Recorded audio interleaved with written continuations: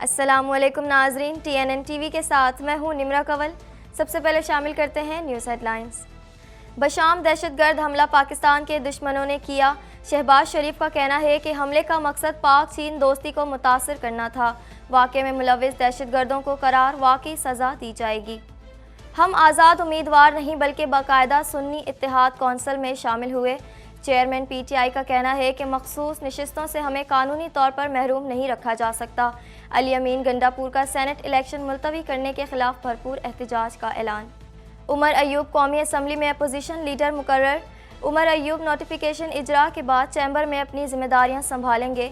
عمر ایوب کا کہنا ہے کہ بانی PTI اور قیادت کا مشکور ہوں۔ امن و امان کی صورتحال تسلی بخش نہیں، وزیر اعلیٰ سندھ کا اعتراف۔ مراد علی شاہ کا کہنا تھا کہ جنوری فروری میں جرائم میں اضافہ ہوا ہے، اقدامات کیے جا رہے ہیں، انشاءاللہ بدامنی پر قابو پائیں گے۔ 9 مئی واقعات کے بعد سے روپوش حماد اظہر منظر عام پر آ گئے۔ حماد اظہر کا کہنا ہے کہ گزشتہ 8 ماہ سے قانون کا مذاق بنایا گیا، آئندہ 2 روز کے دوران پریس کانفرنس میں تفصیلات بیان کروں گا۔ وفاقی کاربن ٹیکس کے خلاف کینیڈا بھر میں مظاہرے پھوٹ پڑے۔ کینیڈا میں کم از کم 15 مقامات پر مظاہرے جاری۔ ٹروڈو کا کہنا ہے کہ مخالفین سیاست کھیل رہے ہیں۔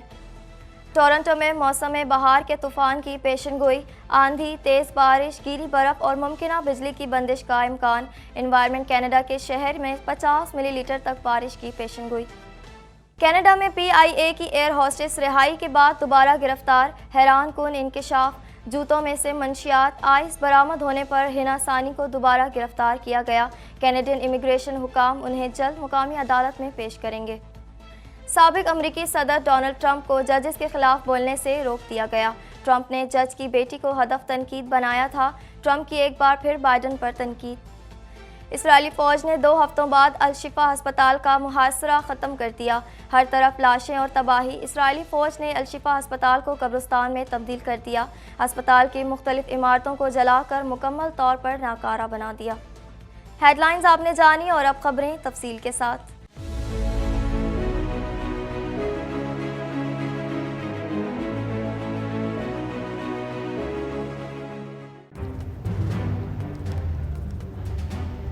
Islamic Finance TV, the only TV channel of the fastest growing Islamic economy in the world and the prime mover of Islamic finance news. Follow us on our social media handles and watch our reports and educational program at www.islamicfinancetv.com. For advertisement, please contact us at islamicfinancetv@gmail.com.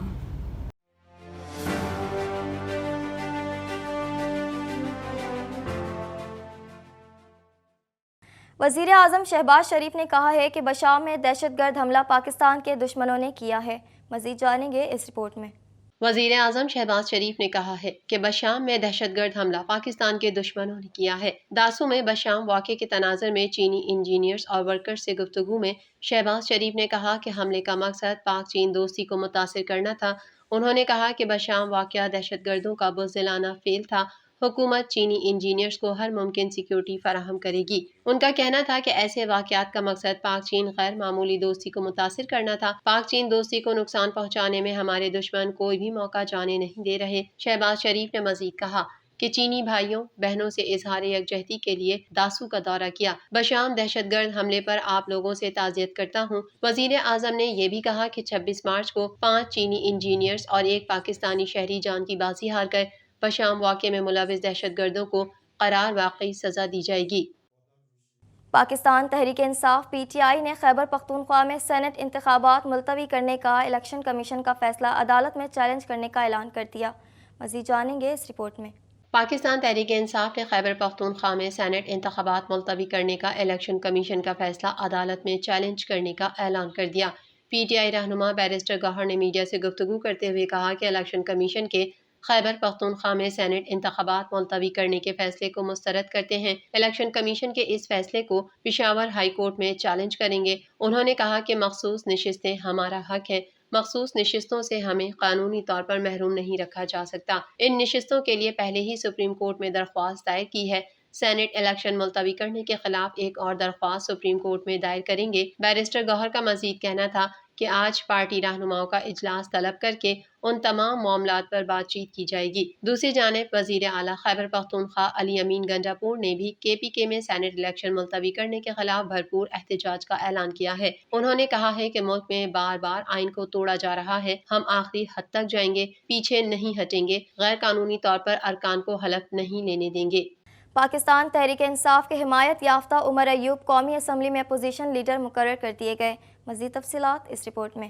Pakistan Tehreek Insaf کے حمایت یافتہ عمر ایوب قومی assembly میں opposition leader مقرر کر دیے گئے۔ قومی اسمبلی میں قائد حزب اختلاف کے تقرر کا مرحلہ مکمل ہو گیا۔ اسپیکر ایاز صادق نے PTI کے حمایت یافتہ عمر ایوب کو اپوزیشن لیڈر ڈکلیئر کر دیا، جس کا نوٹیفیکیشن بھی جاری کر دیا گیا۔ عمر ایوب نوٹیفیکیشن اجرا کے بعد چیمبر میں اپنی ذمہ داریاں سنبھالیں گے۔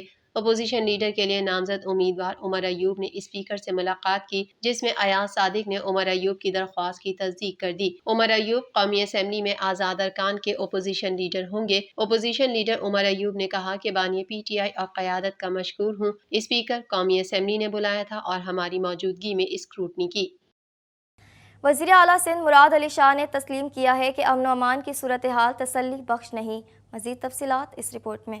وزیر اعلیٰ سندھ مراد علی شاہ نے تسلیم کیا ہے کہ امن و امان کی صورتحال تسلی بخش نہیں۔ سینٹ الیکشن کے موقع پر سندھ اسمبلی میں میڈیا سے گفتگو کرتے ہوئے انہوں نے کہا کہ جنہوں نے مقابلہ کرنا تھا وہ بائیکاٹ کر گئے۔ PP 12 نشستیں جیت جائے گی۔ انہوں نے کہا کہ گورنر سندھ سے 4 دن پہلے ملاقات ہوئی تھی، امن و امان کے حوالے سے ان کے کوئی خدشات نہیں تھے۔ مراد علی شاہ کا کہنا تھا کہ امن و امان کی صورتحال تسلی بخش نہیں ہے، جو پہلے بھی اچھی نہیں تھی، تاہم جنوری فروری میں جرائم میں اضافہ ہوا ہے، اس کے خلاف اقدامات کیے جا رہے ہیں، انشاءاللہ بدامنی پر قابو پائیں گے۔ 9 مئی واقعات کے بعد سے منظر عام پر آنے والے حماد اظہر کی 51 مقدمات میں راہداری ضمانت منظور کر لی۔ مزید تفصیلات اس رپورٹ میں۔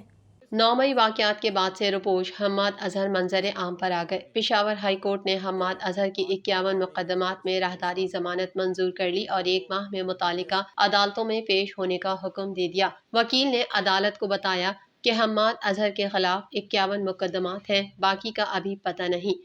لاہور، راولپنڈی، فیصل آباد اور دیگر شہروں میں مقدمات درج کیے گئے۔ بعد ازاں PTI رہنما حماد اظہر نے پشاور ہائی کورٹ میں میڈیا سے گفتگو کرتے ہوئے کہا کہ گزشتہ 8 ماہ سے قانون کا مذاق بنایا گیا، میرے خلاف ایک وقت میں 51 مقدمات بنائے گئے، عدلیہ، جمہوریت، انسانیت کسی کو نہیں چھوڑا گیا۔ ان کا کہنا تھا کہ مجھ پر اور میرے گھر والوں پر جو گزرا اس پر دکھ ہے۔ 2/3 اکثریت سے جیتنے والی جماعت کو ہرایا گیا۔ آئندہ 2 روز کے دوران پریس کانفرنس میں تفصیلات بیان کروں گا۔ پچھلے 8-9 ماہ میں ہی نہیں بلکہ پچھلے 2 سال میں جو جمہوریت، آئین، قانون، عدالتوں، انسانی حقوق کے ساتھ کھلواڑ ہوا ہے پاکستان میں، وہ نہایت ہی افسوسناک ہے۔